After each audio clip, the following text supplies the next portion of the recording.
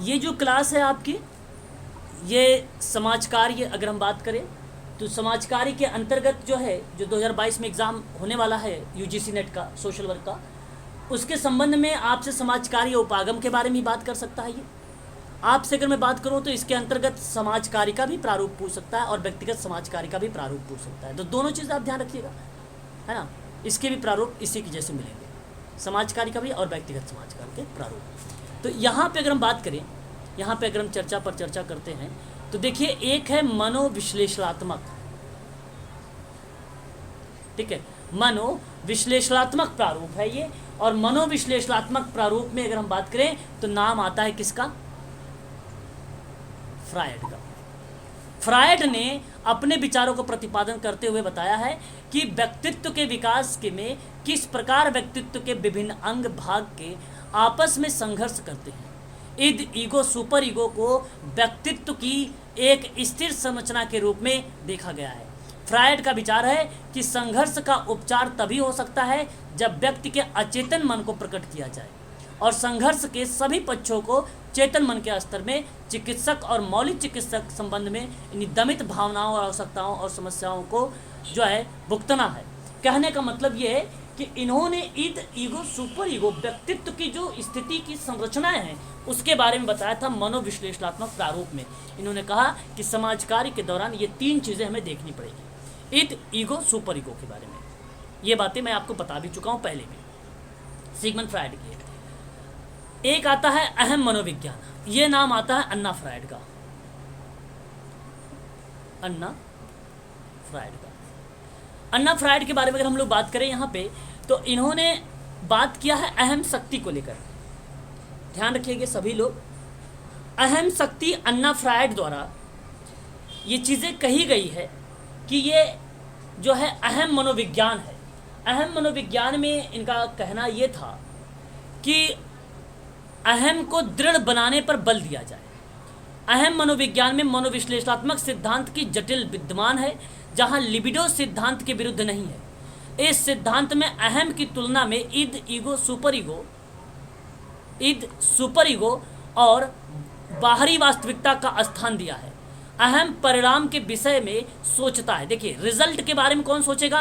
अहम सोचता है और उन संभावनाओं का प्रत्याशा करता है जो अभी घटित नहीं हुई है और उनका समाधान निकाल लेता है।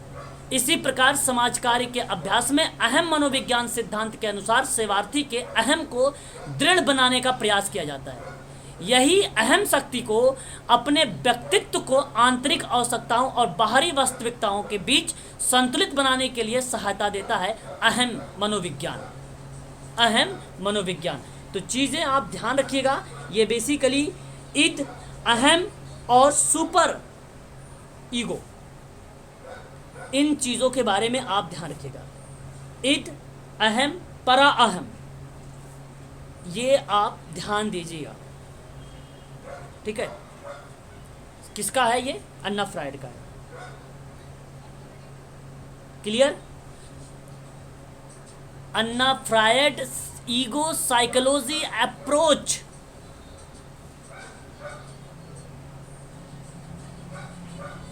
दिया है। इस चीज़ को आप ध्यान रखिएगा। कब? 1936 में, 1936 में। क्लियर हो गया?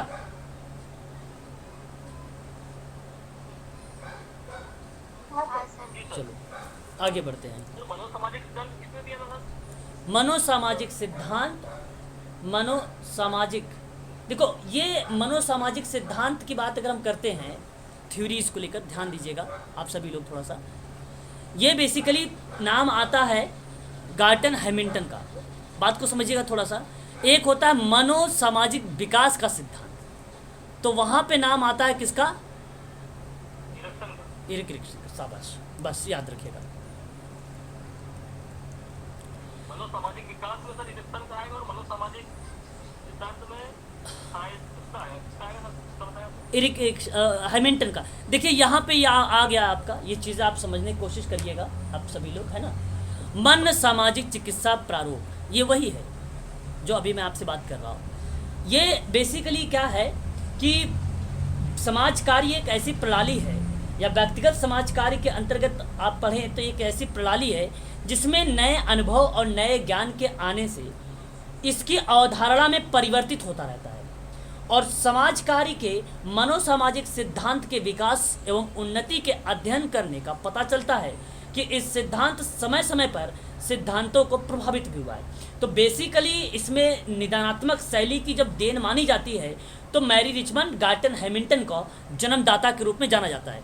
किसको किसको? मैरी रिचमंड को और गार्टन हैमिल्टन को। ध्यान रखेंगे सभी दोनों नाम को। और अगर हम बात करें यहाँ पे गार्टन हैमिल्टन, मैंने क्यों कहा? क्योंकि गार्टन हैमिल्टन ने 1937 में इन्होंने एक किताब लिखा, उनका पहली लेख यही था, गार्टन हैमिल्टन का पहला लेख था, और उसका नाम था basic concept in social case work. Basic concept लिख लीजिए आप लोग, इन सोशल केस वर्क। दूसरा लेख आया 1941 में, और ये था the underline philosophy of social case work. Philosophy of social case work कब? 1941 में। इस चीज को आप ध्यान रखिएगा। तो हैमिल्टन की किताबों में निदानात्मक और कार्यात्मक संप्रदायों को अंतर को स्पष्ट किया गया है। साफ शब्दों में विचार व्यवस्था का खुलापन बताया गया है। नए ज्ञान, नवीन आंकड़े, नए अनुभव का परिवर्तन करने के बारे में बात की गई है। ठीक है, इस चीज को आप ध्यान रखिएगा। तो ये बेसिकली व्यवस्था सिद्धांत अधिगम का एक रूप बना था, यहाँ पर आप देख सकते हैं। तो ये प्रारूप प्रत्यक्ष कार्य के साथ साथ अप्रत्यक्ष कार्य पर भी बल दिया जाता है। मन सामाजिक चिकित्सा में सेवार्थी के संपूर्ण मूल्यांकन और निदान पर बल दिया जाता है। देन किसकी थी? मैरी रिचमंड और गार्टन हैमिल्टन की। इसी कारण इसे निदानात्मक शैली का सिद्धांत भी कहा जाता है। फ्लोरेंस होलिस ने अपना मत दिया था कि समाज कार्य में अगर हम बात करें तो प्रत्यक्ष और अप्रत्यक्ष, आप देखिए यहाँ पे प्रत्यक्ष कार्य के साथ साथ अप्रत्यक्ष कार्य पर भी बल देता है। कौन विद्वान ने बोला है? बोलिए जरा एक बार। फ्लोरेंस होलिस ने। यहाँ पे साफ शब्दों में लिखा भी है पीडीएफ में। इसका मत है कि मन सामाजिक सिद्धांत वास्तव में सामाजिक व्यक्तिक सेवा कार्य का, सामाजिक व्यवस्था का सिद्धांत का उपागम के रूप में कार्य करता है। तो रीजन था फ्लोरेंस होलिस ने इस बात को कहा कि समाज कार्य में प्रत्यक्ष और अप्रत्यक्ष की अवधारणा दिया गया है। किसके द्वारा? फ्लोरेंस होलिस के द्वारा। टर्मन का मत था, यहाँ पे विद्वान है टर्मन, सेवार्थी की मन सामाजिक चिकित्सा में न केवल सेवार्थी, उसके परिवार या समूह का अध्ययन आवश्यक है, उसकी चिकित्सा के लिए समुदाय के साथ भी प्रत्यक्ष रूप से कार्य करना भी पड़ता है। यहाँ पे टर्मन का, अब टर्मन इंपॉर्टेंट नहीं है इतना। बर्टलेट की बात करें, इनका कहना है कि सेवार्थी की समस्या के समाधान में केवल सेवार्थी ही नहीं, परिवार, समूह, समुदाय के साथ भी कार्य करना आवश्यकता पड़ती है हमें। ये बर्टलेट की स्टेटमेंट थी। बात करते हैं हम लोग यहाँ पे, इम्पोर्टेंट चीज़ ये भी है, आप सभी लोगों को भली भांति तरीके से पता होगा, फंक्शनल अप्रोच। अगर हम बात करें यहाँ पे फंक्शनल अप्रोच के बारे में, तो आप भली भांति तरीके से इससे परिचित हैं, आप लोग जानते भी हैं। क्रियात्मक दृष्टिकोण में मनोविज्ञान का दूसरा प्रतिमान के रूप में इसको जाना गया है। और यहाँ अगर मैं आप लोगों से जिक्र करूँ, इसी दृष्टिकोण को अगर जब कोई व्यक्ति सबसे पहले जिक्र करने वाला विद्वान रहा है तो उसका नाम था विलियम जेम्स। बात को समझिएगा, अभी ऑटो रैंक की बात नहीं कर रहा हूँ मैं, अभी मैं बात कर रहा हूँ विलियम जेम्स के बारे में। जेम्स महोदय ने सन 1890 में इसको फंक्शनल अप्रोच को लेकर बात किया था, इसके डेवलप पर जिक्र किया था। बात समझ में आ रही है ना आप लोगों को? हाँ, अच्छे से समझिएगा क्योंकि ये इम्पोर्टेंट है आप लोगों के लिए। अभी आपको मैं बता रहा हूँ, हाँ अभी मैं बता रहा हूँ। देखिए ऑटो रैंक ने कहा क्या है, मनोसामाजिक और समाज कार्य ज्ञान निर्णय और अभ्यास के लिए इसके गहन निहितार्थ की जांच करता है। इसने रैंक ने ये बात कही है कि कार्यात्मक दृष्टिकोण के लिए आधार बनाने वाले विचार को प्रासंगिक बनाता है। तो सामाजिक वातावरण में मानव कामकाज की बात, मानव कामकाज की बात किसने बोला? ऑटो रैंक ने बोला।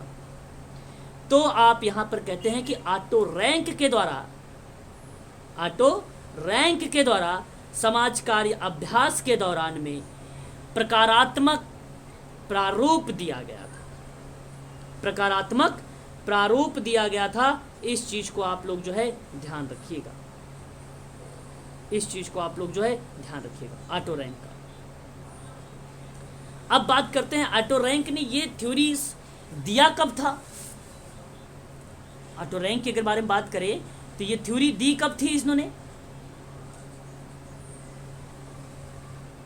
कोई बताए जरा मुझे। 1926। आगे और कोई?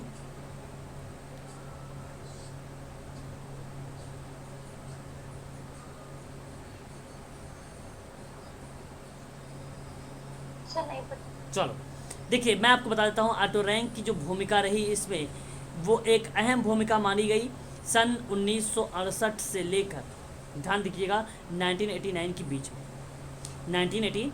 के बीच में। तो बेली के द्वारा, आपने नाम एक सुना भी होगा, बेली एक विद्वान है। बेली महोदय ने सन 1934 में इसके बारे में जिक्र किया था।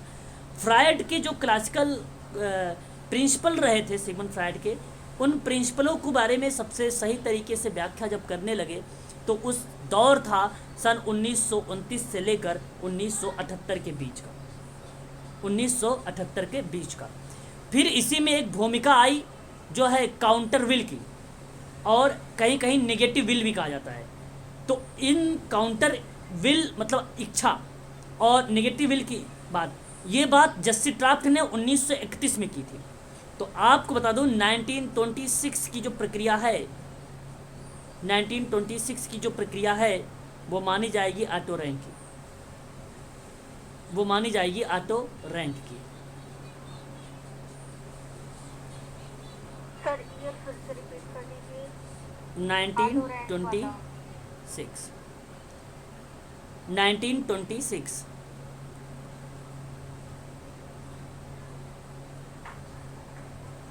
1926।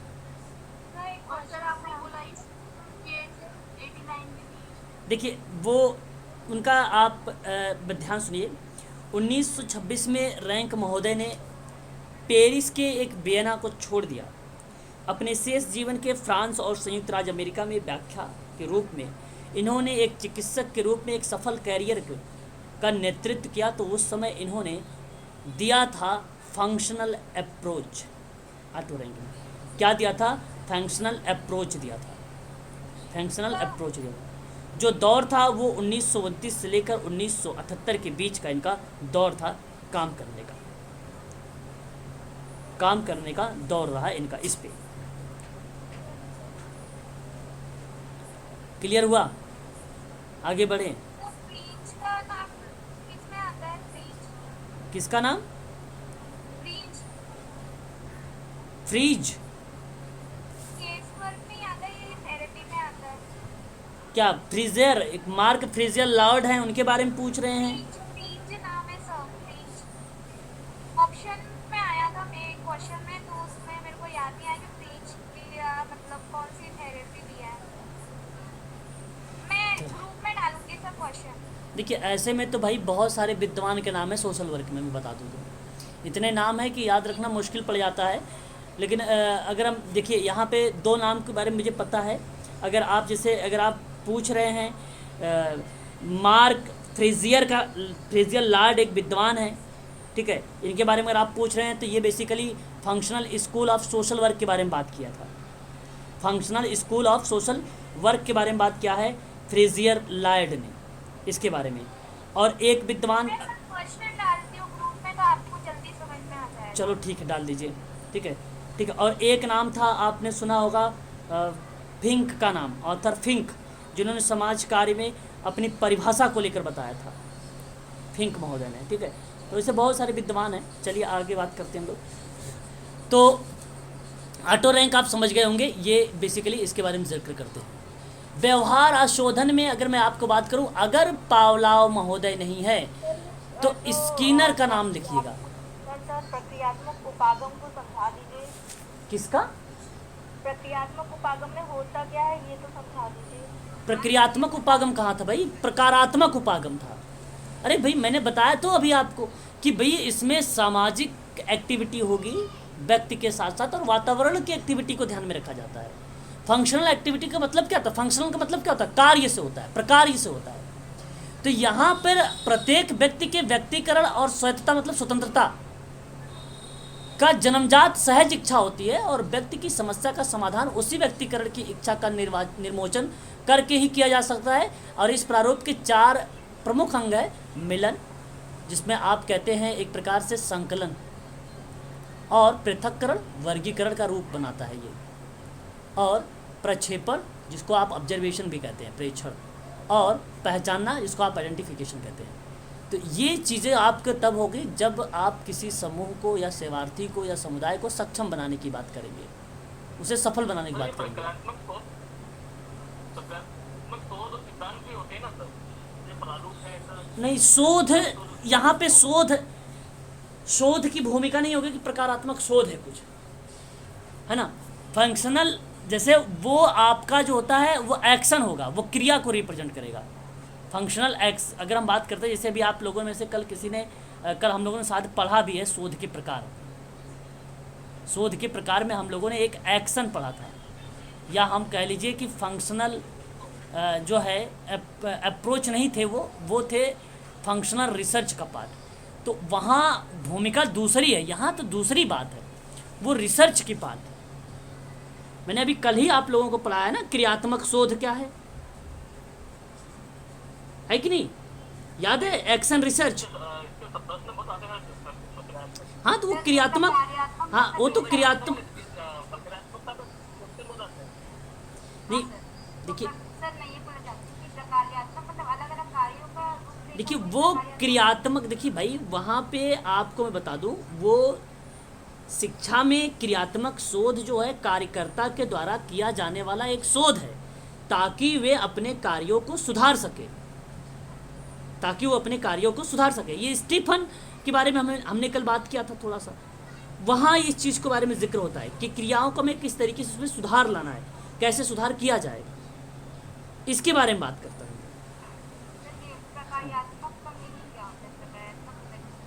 और ये प्रकारात्मक प्रारूप है, ये प्रकारात्मक प्रारूप बताता है कि व्यक्ति के साथ, समाज के साथ काम कैसे करोगे आप। काम करने के तरीके में अगर हम आप लोगों से जिक्र करें तो उसको वातावरण और सामाजिक क्रियाविधि पर ध्यान रख के काम करना है। उसके साथ आपको सामाजिक वातावरण में जो भी समस्याएं आ रही हैं उन समस्या का समाधान करना है। ये आपका प्रकारात्मक प्रारूप बताता है, फंक्शनल अप्रोच बताता है। आप जब भी काम करेंगे तो उसका वर्गीकरण करेंगे। जैसे मान लीजिए आप किशोरावस्था, आप मान लीजिए व्यक्तियों पर काम कर रहे हैं, तो अब व्यक्ति तो आपको डिसाइड नहीं कर पाए, व्यक्ति ने आपने रखा कि भाई बाल्यावस्था की आयु को रखा 6 से 12, किशोरावस्था की आयु रखा, ये वर्गीकरण कर रहे हो 12 से 18, ठीक है। युवावस्था को रखा 18 से 30। तो ये जो आपने क्लासिफिकेशन किया, पृथक्करण किया, तो इनके आधार पर विभिन्न अलग अलग समस्याएं भी होंगी, तो इनको सक्षम बनाना है अलग अलग तरीके से। अब अगर सब लोग एक साथ में आ जाएंगे तो बताओ काम सही से होगा? नहीं हो पाएगा काम। उसको समाज में बताओ, बच्चे की तो भाई अलग नीड है, किशोरावस्था के लिए अलग नीड है, युवावस्था के लिए अलग चीज़ें हैं, तो कैसे आप उनकी समस्या अगर एक में कर दोगे तो अलग अलग करना। यही ऑटो रैंक कहते हैं, इस तरीके से आपको काम करना है, पहचानना है आपको, प्रक्षेपण करना है आपको, आइडेंटिफिकेशन करनी है आपको, लोगों को संकलित करना है, लोगों को निर्धारण करने के लिए उसे आत्मनिर्भर बनाना है, स्वावलंबी बनाना है, ये बातें आपको करना है इसमें, ठीक है। ये बात यहाँ पे देखने को मिलती है। देखिए आगे, व्यवहार अशोधन। व्यवहार अशोधन एक प्रारूप है, आपको बता दूं, पावलोव, थॉर्नडाइक और बीएफ स्किनर 3 नाम आते हैं। इनमें जो है व्यवहार अशोधन के सिद्धांत में कार्यों के कारण को बताने की बात की जाती है कि सीखने हुए या सीखे हुए व्यवहार में प्रत्यक्ष रूप से परिवर्तन लाने के लिए कई विधियों का प्रयोग किया जाता है। तो सकारात्मक पुनर्बलन, नकारात्मक पुनर्बलन, व्यवस्थित विसुग्राहीकरण, प्रतिरूपण और दूसरी विधियां। और आपको बता दूं तो नकारात्मक सतत पुनर्बलन भी, अनुसूची पुनर्बलन भी, ये सारी चीज़ें यहाँ पर प्रयोग में आती है। सबसे ज़्यादा अगर कोई फेमस इसमें है तो वो स्किनर है। सबसे ज़्यादा स्किनर है।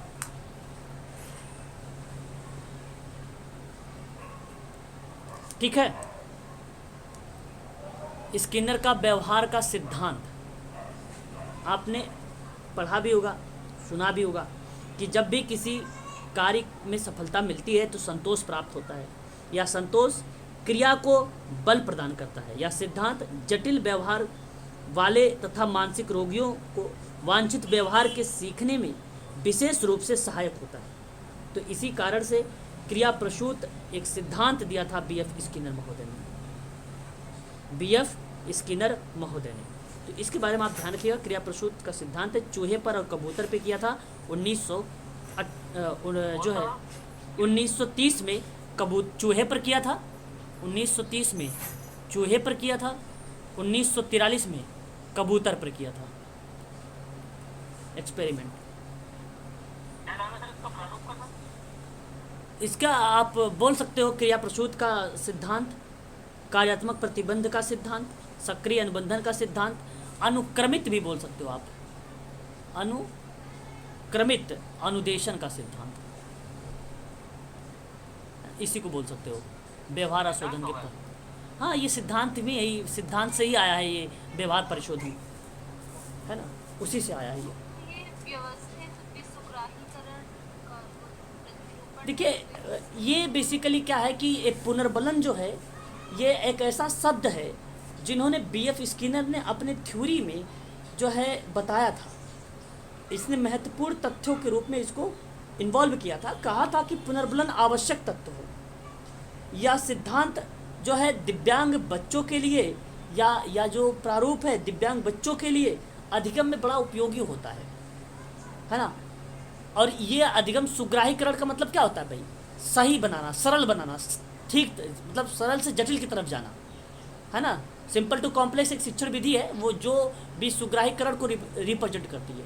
प्रतिरूपण मतलब एक मॉडल को रिप्रेजेंट करता है ना। सीखने की क्रिया के अभ्यास पर बल देने की बात करता है। तो ये इसका कुछ वर्ड्स है, वर्ड्स है जो इसने यूज किया है मेथड्स के रूप में या विधि के रूप में। स्किनर ने कबूतर एक जो है प्रयोग किया था। भूखे कबूतर को स्किनर बॉक्स में बंद कर दिया था और बॉक्स में जो है कबूतर शांत बैठा हुआ था, और कुछ समय बाद बॉक्स में प्रकाश मतलब लाइटें जली, और जो लाइट हुआ करती थी वो विभिन्न प्रकार की थी। तो कबूतर क्या करते थे, लाइट पर चोंच मारती थी अपनी। अब मान लीजिए मैं आपको बता देता हूँ यहाँ पर बनाकर, ये यहाँ पे ये पिलर है एक प्रकार से, यहाँ पे लाइटें थी, ये लाइट लगी हुई थी, और ये कबूतर था। तो कबूतर कभी इस पे चोंच मारती थी तो अलग अलग लाइट जलती थी, कभी इस पे मारती थी लाइट तो अलग लाइट। जब इसने हालांकि एक ऐसा बताया था कि भाई जिसे ग्रीन लाइट जल जाती थी, और जैसे ही ग्रीन लाइट जलती थी तो ऊपर से रोटी आके गिर जाती थी तो कबूतर खा लेता था। तो इस तरीके से इन्होंने बताया था। एक पिजन ऑपरेंट जो है चैम्बर था, एक बॉक्स था जिसमें स्किनर का कबूतर पर प्रयोग किया, और इसने क्रिया प्रसूत अनुबंधन का सिद्धांत दे दिया था। और ये भी व्यवहार से ही संबंधित था, व्यवहार से ही रिलेटेड था ये। ठीक है, तो इस चीज़ को आप ध्यान रखिएगा। फिर उसके बाद एक संज्ञानात्मक आता है प्रारूप, है ना। अब आप भली भांति तरीके से जानते होंगे सभी लोग संज्ञानात्मक प्रारूप। हाँ बताइए, बोलिए। हेलो, कुछ म्यूट नहीं करे हैं, बोल रहे हैं। अच्छा, म्यूट हो जाइए भाई, म्यूट हो जाइए। मुझे लग रहा है कि जैसे आप लोग मुझसे कुछ पूछ रहे हैं ना। तो देखिए, एक आया आपका जो है संज्ञानात्मक प्रारूप, जिसको उपागम के नाम से भी जाना गया। और ये बेसिकली अगर मैं बात करूँ तो संज्ञानात्मक उपागम बेसिकली मानव व्यवहार के मनोवैज्ञानिक पक्षों पर बात करता था, जहाँ पर व्यक्ति के सोचने की क्षमता और चेतन प्रक्रिया, उनके संवेग, प्रेरणा, व्यवहार निर्धारित होते थे। 3 आधार इसमें उल्लेख किए गए थे। जैसे आप देख सकते हैं, जब व्यक्ति का प्रत्यक्षीकरण होता है उसमें परिवर्तन लाता है, संवेग, प्रेरक, लक्ष्य और व्यवहार को परिवर्तन कर सकता है, ये आया था। दूसरा, व्यक्ति के लक्ष्यों को प्रेरक में परिवर्तन लाता है, उसके फलस्वरूप व्यवहार में परिवर्तन आ जाता है। फिर तीसरा ये था, नया क्रियाकलाप करेगा तो नए प्रकार का व्यवहार भी मिलेगा, तो उसका प्रत्यक्षीकरण करना होता है। तो ये बताया गया था। और ये मैं बता दूं आपको, संज्ञानात्मक जो प्रारूप था वो व्यक्ति के मनोवैज्ञानिक क्रिया व्यवहार के से क्रिया व्यवहार से संबंधित था ये। और यहाँ पे आपको नाम पता होना चाहिए जीन पियाजे के बारे में। किसके बारे में? जीन पियाजे के बारे में।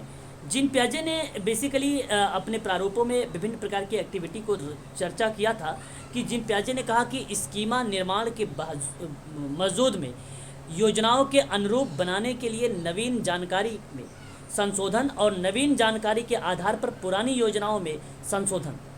ठीक है, तो ये दो प्रक्रियाएं एक शब्द थी जहाँ पर रिप्रेजेंट होती थी समावेश और समायोजन। समावेश और समावेजन। देखिए आपको मैं बता दूं, यहाँ पे ध्यान से मेरी बात को सुनिएगा सभी लोग। एक होता है जो है जिसको हमने बोला है क्या? समावेशन। समावेशन को क्या कहा जाता है? समावेशन को क्या बोला जाता है? आत्मी या आत्मसाती। लिखिए आत्मसाती, लिखिए आत्मसातीकरण।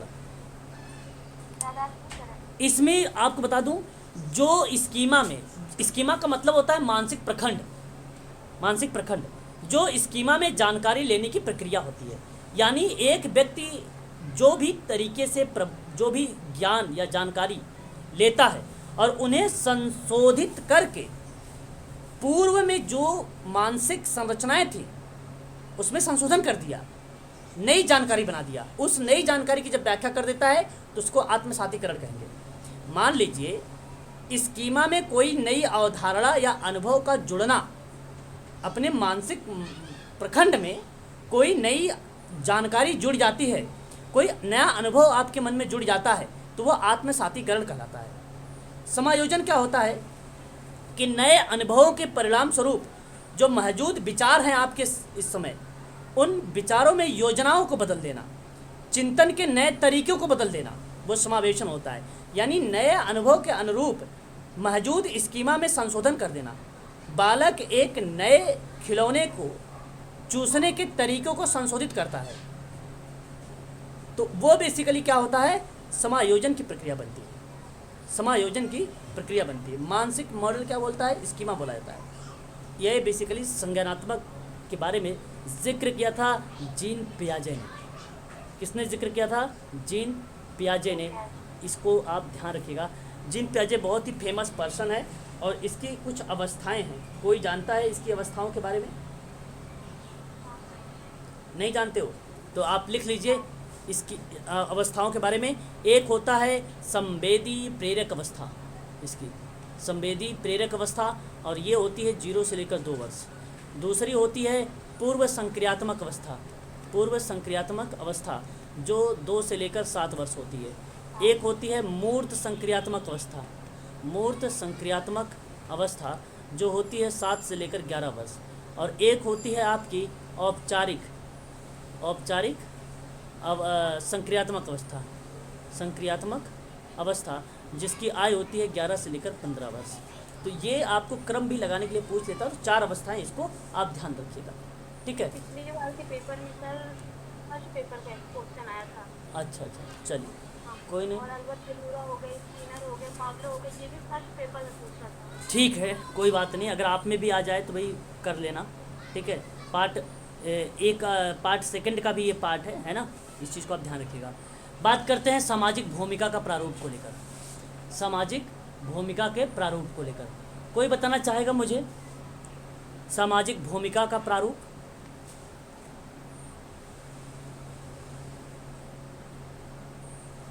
भाई सोशल रोल नहीं पता? सर रोल, हर आदमी का अपना एक रोल रहता है ना।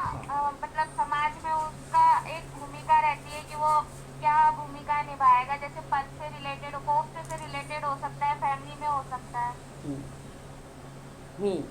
अब देखिए कोई बात नहीं, आप सुनिए, मेरी बात सुनिए। देखिए जो सामाजिक भूमिका होती है किसी व्यक्ति के द्वारा अन्य व्यक्ति के कार्यों की नकल करने से लिया जाता है। इसमें नकल करने से लिया जाता है। मेरा कहने का तात्पर्य ये है कि भूमिका वह ढंग है जिसके द्वारा व्यक्ति अपनी स्थिति से संबंधित आवश्यकताओं की पूर्ति करता है। किसी भी मनुष्य को किसी निश्चित स्थिति में कुछ ना कुछ विशिष्ट भूमिका निभानी पड़ती है, जिसकी वजह से अगर आप ये भी कहें कि भाई लोग उसकी अपेक्षा भी करते हैं। तो व्यक्ति की भूमिका सामाजिक व्यवहार का एक प्रतिमान होता है। व्यक्ति की जो भूमिका होती है सामाजिक व्यवहार का एक प्रतिमान होता है, जिसे वह अपने समूह के सदस्यों के प्रत्याशाओं के अनुसार एक विशेष परिस्थिति में ठीक समझता है ना। तो यहाँ पे अगर हम बात करें, सामाजिक भूमिका की अवधारणा है कि व्यक्ति और समाज की अवधारणा के मध्य एक कड़ी के रूप में कार्य करता है, और प्रत्येक व्यक्ति की अपनी एक सामाजिक परिस्थिति या स्थिति होती है जिसके अनुसार वह कुछ भूमिका या भूमिकाएं निभाता है। व्यक्ति की भूमिका एक दूसरे व्यक्ति के जिसके संदर्भ में भूमिका निभाई जा रही होती है कि प्रत्याशा के संबंध में ही इसे समझा जाता है। व्यक्ति द्वारा भूमिका का निर्वाह उसकी प्रेरणा क्षमताओं पर निर्भर होने के साथ साथ कुछ विशेष परिस्थितियों में भी प्रभावित होता है, या वर्तमान और भूतकाल बाहरी प्रभावों को भी प्रभावित कर सकता है। ठीक है, तो ये सामाजिक भूमिका को रिप्रेजेंट करता है। इस चीज़ को आप ध्यान रखिएगा। सामाजिक भूमिका, यहाँ पर भूमिका दो प्रकार की होती है। आपको मैंने बताया था MPPSC में प्रदत्त भूमिका, अर्जित भूमिका, शाबाश, अर्जित भूमिका। प्रदत्त भूमिका क्या होगी? प्रदत्त भूमिका ये बताती है, परिवार की परिस्थिति के अनुसार इसमें कहता है, आप समझिए मेरी बात को, प्रदत्त जो भूमिकाएं होती है वो संबंधित कार्यों को प्रदत्त भूमिकाएं के रूप में, जहाँ पे संबंधित कार्य होगा लेकिन वो प्रदत्त परिस्थिति को रिप्रेजेंट करेगा। और अर्जित परिस्थिति क्या होगी? जहाँ पर आपको बताया जाएगा कि कोई चीज़ें एक्वायर कर रहे हो, आप कोई चीज़ें आप एक्वायर कर रहे हो। प्रदत्त भूमिका और अर्जित भूमिका की जो एक्टिविटी आती है वो इसी के अंतर्गत देखा जाता है। इसमें आपको मैं बता दूं कि इसको आप समझ लीजिए अच्छे से सभी लोग, कि एक सामाजिक पद जिसे व्यक्ति अपनी इच्छा और प्रतिस्पर्धा के द्वारा प्राप्त करता है। ठीक है, सामाजिक स्थिति को यह वह रूप है जो व्यक्ति को प्रयत्न करने का, प्राप्त करने की बात करता है, जहाँ पे शिक्षा, व्यवसाय, परोपकार की बात होती है। शारीरिक कुशलता, बौद्धिक कुशलता, कलात्मक संपत्ति, राजनीतिक सत्ता, शिक्षा, विवाह, उपलब्धि, ये सारी चीज़ें देखने को मिलती है। लेकिन आप ध्यान रखिएगा, जो प्रदत्त परिस्थिति होती है, प्रदत्त जो होती है, प्रदत्त स्वयं ही व्यक्ति को समाज द्वारा प्राप्त की जाती है, स्वयं व्यक्ति के द्वारा प्राप्त की जाती है, उसे कोई प्रयास नहीं करना पड़ता है। परंतु अगर हम अर्जित भूमिका में बात करें तो व्यक्ति स्वयं की क्षमता, निपुणता, प्रयास, संघर्ष के द्वारा प्राप्त होता है। ये प्राप्त किया जाता है संघर्ष वगैरह के द्वारा। और एक चीज समझिए, जो प्रदत्त होता है समाज के व्यक्ति और सामाजिक रीति रिवाज से मिलती है। किससे मिलती है? रीति रिवाज से मिलती है। लेकिन तो हो सकता है सर। अर्जित जो होगा, पहले समझिए मेरी बात को, जो अर्जित होता है वो व्यक्ति स्वयं गुणों से प्राप्त होता है। ये अर्जित व्यक्ति के स्वयं के गुणों से प्राप्त होगा, अर्जित करेगा, ये रीति रिवाज से प्राप्त करेगा। प्रदत्त जो होता है वो लिंग पर होता है, जाति पर होता है, जन्म पर होता है, आयु पर होता है, नातेदारी परिवार के आधार पर होता है। लेकिन वहीं अर्जित जो होता है विभिन्न योग्यता, शारीरिक, मानसिक, औपचारिक परीक्षण के बाद होता है। इसको अर्जित कहेंगे। ये अस्थाई होता है आपका प्रदत्त, जबकि ये परिवर्तनशील होता है। अर्जित किया जाता है ना इसको, तो ये परिवर्तनशील बनेगा आपका। अब बताइए जरा क्या पूछ रहे हैं, बताइए। जाति और वर्ग पूछ सकता है, जाति और वर्ग, हो सकता है ना। जाति और ऊपर वर्ग वाले तो में आएगा, वर्ग प्रदत्त, नीचे वाले में आएगा। हाँ, प्रदत्त में आएगा ना जाति तो। ये वंशानुक्रम आ जाएगा, प्रदत्त भूमिका में वंशानुक्रम आता है। हाँ बिल्कुल बिल्कुल, इसमें कोई परिवर्तन, कोई चेंजेस थोड़ी देखने को मिलते हैं। अर्जित वाले में हमें देखने को मिलेंगे, तो अर्जित थोड़ी ना, अर्जित तो बेसिकली विभिन्न योग्यता, शारीरिक, मानसिक, औपचारिक परीक्षण के बाद ही तो ये निर्धारित होगी, ये भूमिका होती है। तो इसको भी आप लोग जो है ध्यान रखिएगा, ये काफ़ी इंपॉर्टेंट है, परिस्थिति और भूमिका भी, है ना। इस चीज़ को आप ध्यान रखिएगा। एक विद्वान थे राल्फ लिंटन, क्या नाम था उनका? Ralph Linton. इन्होंने एक किताब लिखा, the study of man, the study of man, 1936 में। उसी समय इन्होंने दिया था प्रदत्त भूमिका और अर्जित भूमिका। ठीक है, इस चीज़ को आप ध्यान रखिएगा सभी लोग। ठीक है, लैपियर ने भी बोला था, लैपियर की किताब थी क्या? लैपियर एक विद्वान है। लैपियर ने क्या बोला था? Uh theory of theory of social control, social control, LaPiere महोदय की किताब थी। परिस्थिति, समाज और समूह का पद भी बात किया था उन्होंने, है ना। इस चीज़ को आप ध्यान रखिएगा। प्रदत्त और अर्जित में राल्फ लिंटन की नाम आता है। रॉबर्ट बिस्टी सोशल ऑर्डर करके किताब लिखा था, सोशल ऑर्डर करके, है कि नहीं, सोशल ऑर्डर करके किताब लिखा था, ठीक है। तो लेपियर की बुक का नाम? लैपियर महोदय की जो बुक का नाम था the theory of social control. Year कौन सा था सर? ईयर नहीं पता है ना, ईयर इसका नहीं। चलिए आज के लिए बस इतना रखिए, आपका कंट्रोल ये जो है समाप्त हो गया, ठीक है ना। तो ये भी इम्पोर्टेंट था आप सभी के लिए।